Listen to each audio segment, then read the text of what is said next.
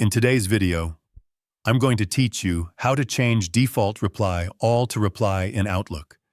Today we'll be focusing on adjusting this setting directly from Outlook so you can ensure your replies are sent more intentionally and only to the right people, helping you maintain a cleaner and more organized inbox. This quick adjustment can make your email communication more efficient, especially if you frequently participate in group conversations but prefer responding only to the original sender. To begin, open your Outlook on Windows computer. Once you are logged in, you will be taken to your mailbox where all your messages are displayed. Next, locate the settings icon at the top right corner of the page and click on it to open the quick settings panel that appears on the side of your screen.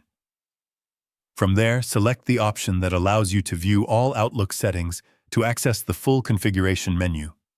Inside the settings page, go to the Mail section, then open the Compose and Reply settings.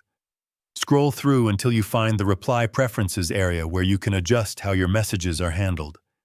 Choose the option that sets your default response to reply instead of reply all so that your messages go only to the original sender unless you decide otherwise.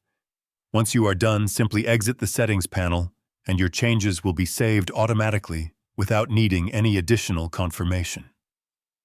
After completing these adjustments, your Outlook will now prioritize sending replies directly to the sender, making your email conversations more focused and reducing unnecessary message threads. This helps you avoid accidental group replies and keeps your inbox more professional and easy to manage.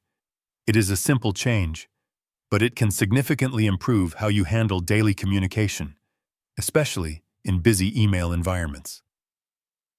From this point forward, every time you click reply, your message will automatically be directed to the intended recipient unless you choose to modify it manually. And that's it. You've successfully changed the default reply behavior in Microsoft Outlook. If you found this video helpful, let me know in the comments. Give it a like, subscribe to the channel, and don't forget to hit the notification bell.